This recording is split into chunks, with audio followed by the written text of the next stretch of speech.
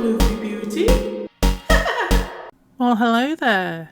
Crime and Crochet here with another reaction to the beast that is Foody Beauty. We've got a weigh-in and a Julia update this time. Can you see me hiding behind the tree? If you want to scar your friends and family for life, why not get a personalised video of an overweight lady in the Middle East wandering around in a hijab? What more can you want than a lovely view of a burger van or looking into the sea? Hee hee hee.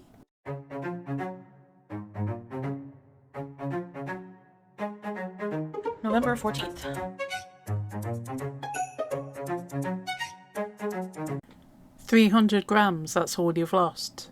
You probably shat that out after the chicken you ate on your camping trip. Hi guys, welcome back to another video. So today is weigh-in Thursday. Because, well, Wednesday was yesterday and I was just still too exhausted from the camping trip, unpacking and yada yada yada. You could stop deluding yourself and pretending that you're going to have a weigh-in on a set day each week, because we all know you're not. I mean, what was it? Tuesday last week? Now it's Thursday?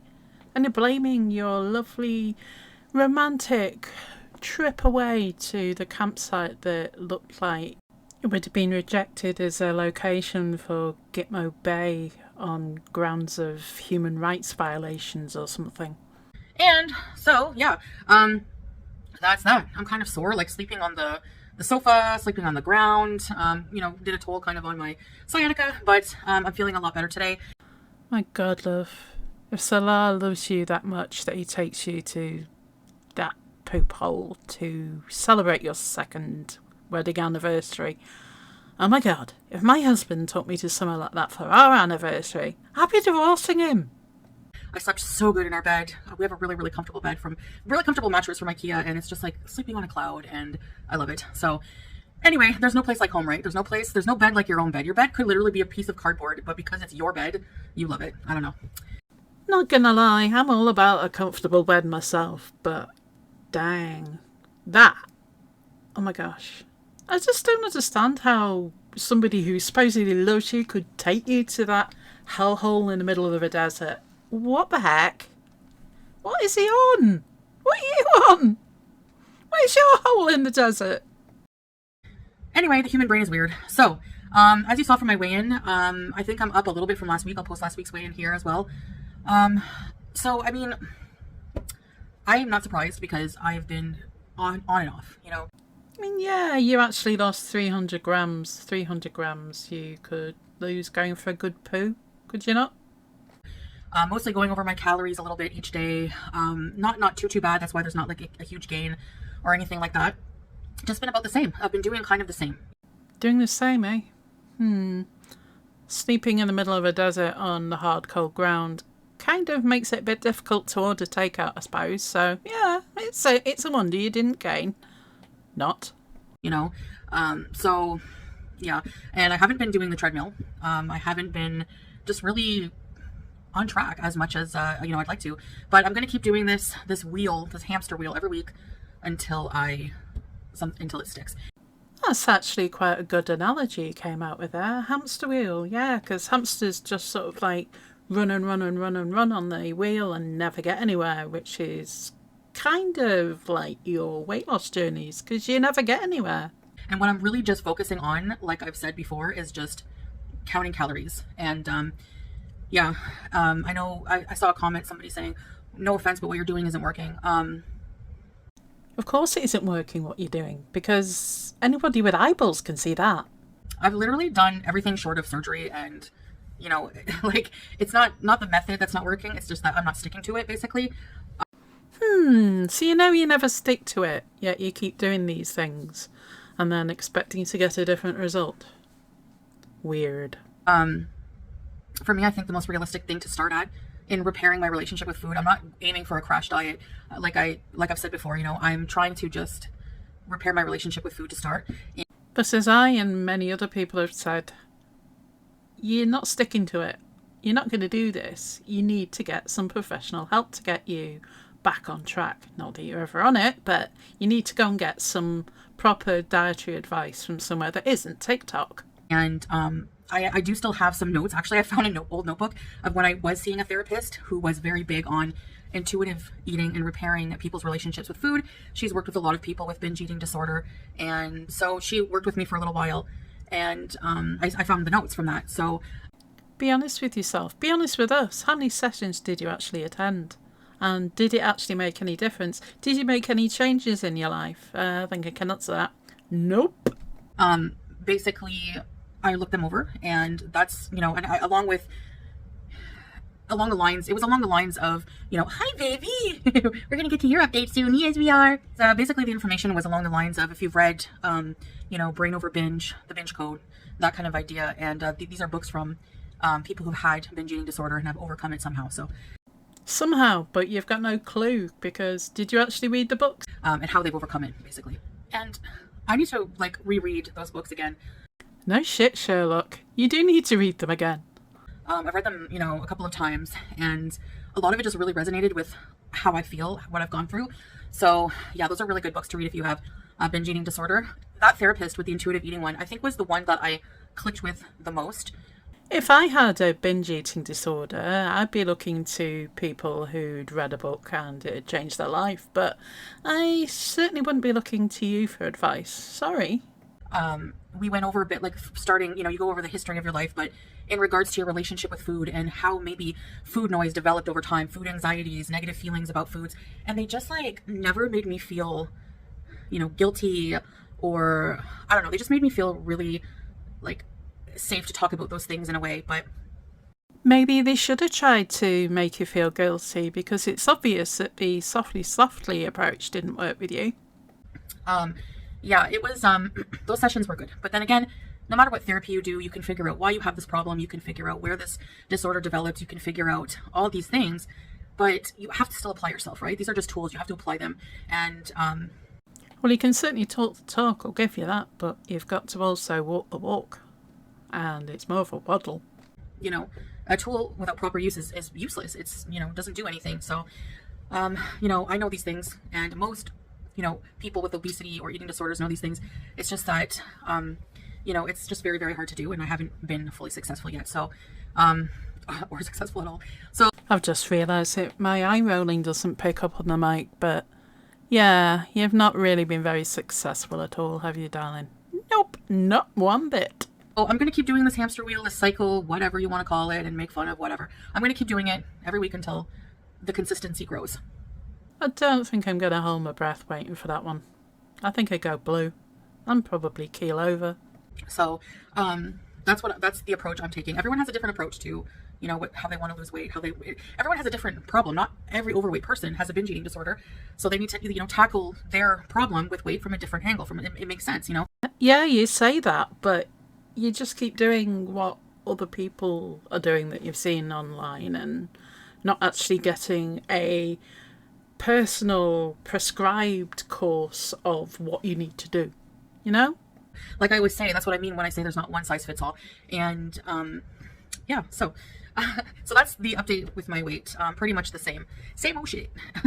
Different week. So I will continue to update you guys weekly, though, a lot for accountability as well. So just to stay transparent about it and everything. So yeah. Transparent. Yep. Clear as mud. So on to Julia. People have been coming for me with pitchforks, lanterns. No, what are those? Torches. Pitchforks. With torches over the fact that I haven't spayed my cat yet. Julia we don't know her exact age. We adopted her from somebody who I think got her from someone else who I think got her from the street. That's what we think. That's our opinion on it. I don't know for sure. We don't know her exact age, blah, blah, blah. So yeah, we know you don't know how old she is, because you've kind of been making this villain arc story for poor Julia up for the amount of time that you've had her on your channel. So we think she's probably close to 2. Maybe 2 years old, close to 2. I don't know. But when we got her, she was still too young to spay. Is what they told us. They didn't spay her yet because she was still too young. When we first brought her to the vet, they advised to wait a little bit. And so yeah. So because we didn't know her definitive age, we didn't really know when she would be going into her first heat. So that combined with weren't keeping track really, I guess. She went into heat, and we got her this injection because we were going to be traveling very soon, and getting her fixed like would have thrown everything off. So Some vets do say it's best to wait for the first heat cycle before you have a cat spayed, but to be honest, I have had female cats. I have female cats. They all get done before their first heat because that's better for the cat in the long run. However, you've had a very long time to do this, and using your travel plans as an excuse to not get the poor cat spayed is... We already had our tickets and everything, and it's not like a huge life-threatening medical emergency, so like people online are making it out to be, so calm your tits. So we got her this like I think it's a depot shot, and it put her out of heat for like a good 10 months or so, maybe even longer than that. But you don't know exactly. Surely you'd know when you took the cat to the vet, so you'd know if it was 10 months or a year or whatever. Or you're just, as I suspect, talking out of your arse. And the vet gave it to her, yeah, it seemed to work. And so now that's worn off, we got another one for her until we could get her spayed, because she has to have these 2 sets of vaccinations before she gets spayed, I guess. And yeah, we thought, okay, well, to keep her from going into heat, we'll get her the shot one more time. You can get it like up to 2 times or something like that. Keep calm, Cece. Keep calm. Oh, God. And we brought her to a vet, had that done. It didn't work. Whatever reason, it didn't work. That can happen, I guess, the vet said. So unfortunately, it didn't work. Unfortunately, she went to heat a couple times. And because you have to wait in between each vaccine. And so yeah. So anyway, life happened. We had to wait for the vaccines. Finally, the vaccines are done. Now we have scheduled her spay for Sunday. Yeah. Whatever, love. But you can get your cat vaccinated from a very young age, and you've waited till now. And now you've got to wait for 2 lots of vaccines, which makes me think you've never had a vaccinated prior to this. Because usually the double vaccine is what they do at the beginning when they're vaccinating a cat or a kitten. But whatever you say, love, whatever you say. So she's going to be fixed on Sunday, if all goes well, provided she doesn't go into heat until then. She was only in heat last week, so why would she go into heat again? Or is that just you setting yourself up for another excuse? I wonder. Please no, but we can't do it right away after her vaccine. We had to wait, at least 10 days. So Sunday, she'll be getting spayed, and I don't know how long they're going to keep her. It depends how she does, but they think maybe a day or 2. This is the bit that confuses me. Why does she have to stay overnight at the vet for a day or 2 after a spay? We've always brought ours home the same day. You take them in early in the morning, they stay there daytime to recuperate, and you bring them home. Now, is there something more that you're not telling us that she needs doing? Just to keep an eye on her and make sure she's okay. So she's getting spayed on Sunday, so y'all can put your lanterns, pitchforks, and torches away and actually just shove them up your ass. And you say this is a moderately dressed Muslim in the Middle East. Please. What the heck? I'm not nice with answers with that at all. Yeah, I'm sassy, yeah, I'm smug, because I find it just ridiculous that people take that as this huge like sign of neglect and abuse when I just explained the circumstances, and if you don't believe them, you can also shove that up your ass. How delightful. You get this irate when people are just worried about your cat. So that's it. I don't like to see her in heat, but I don't think that an unspayed cat, especially in the earlier years of their life, is neglectful or abusive. It's not. We had reasons why she wasn't fixed, and all those reasons, my dear, are a load of crap. And quite frankly, it's not really any of your effing business. So, but somebody did leave me an interesting comment, because I know, look, normal people don't see someone with an unfixed cat and pull out their torches, okay? My cat's well taken care of. She's more than loved. You've never seen anything different on camera, and it's the same off camera. You don't know me then, love. Oh, no, not at all. Other than her being not spayed yet. That's your sign of neglect and abuse. So all this bullshit is coming from a horrible parasitic community. And the queen of the hive, apparently, I don't know, this is alleged because there's a lot of trolls. There's people who just say things that are not true. Well, imagine that. They left a comment on my channel, I'll post it here, basically that apparently this cult leader of who's making, her and her audience are making this, her She looks like someone's greasy Uncle Bob, but technically, biologically, she's a female. You don't know, but you're just gonna put it out there anyway, aren't you, love? Yeah, that's what you do. But just to clue you in, the person that you're talking about, there's a very legitimate health reason why that hasn't been done yet. What's your excuse? So this female, queen of the hater nation of Gore World, whatever you want to call it, I don't know. Her and her, the Jim Jones of Gore World. Be sure to drink the Kool-Aid, zombies. You're disgusting, Chantal. But I don't think you need me to tell you that. Her and her cult, zombies, that's where that's all coming from, that hate about her not being spayed. So someone left a comment that they have a dog. This person has a dog. And apparently is having its first heat, so not even spayed at all. So, you know what? I don't even know if I believe this comment because it's just too, unbelievable. Like, unbelievable? Like most words that come out of your mouth, no? That somebody would be that hypocritical. But at the same time, I do believe it, that this person could be trying to come after me, send a mob after me for my animal not being spayed when theirs themselves is not. Because that's how Gore World works. It's built on hypocrisy and people turning a blind eye and just focusing that eye on the person that they hate blindly, I was one of those people that thought surely she can't really be this bad in real life, and then I followed you for a few weeks and interacted in your chats, and yeah, you are every bit as disgusting as the other reaction channels are saying that you are, to be honest, darling. Yep. Yuck. So I wouldn't be surprised, but I just thought that was very interesting to bring up, because it's just like, if you want someone to turn your torches to now, there you go. Somebody who hasn't spayed their animal. If that's true, it could be not. Don't come for me if it's not. I don't know. I'm just taking their word for it. I don't really know. I don't really care. I don't give a shit if you spay your animal or not.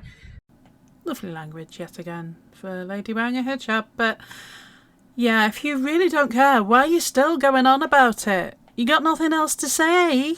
That's up to you, honestly. I don't care. I really don't. I don't care what people do. If you're not, if you're not abusing your animal, if you're not starving it, if you're giving it love and you're doing the best you can, screw the rest. Whatever. I really don't give a crap. Oh, speaking of the sweetest gal I ever seen. Oh my goodness. You can be very cruel to an animal and it will still love you because it knows that you're its food source. But, okay. Oh my goodness. You look so neglected. You just love your mom so much. Do you have Stockholm Syndrome? Oh, you have Stockholm Syndrome. I just love how Julia actually turns to her when she mentions Stockholm Syndrome, as though Julia's thinking, yeah, actually, yeah, I think I do. Yes, baby. Rock-a-bye, Julia, on the treetops, when the wind blows. I could have been kind and edited out that bit of singing, but if I had to listen to it, so do you. Oh, I love you so much. Yes, baby girl. Okay. You want to stay in Mom's arms? Or you want to go down? She doesn't even want to leave my arms. How abusive am I? You sweet girl.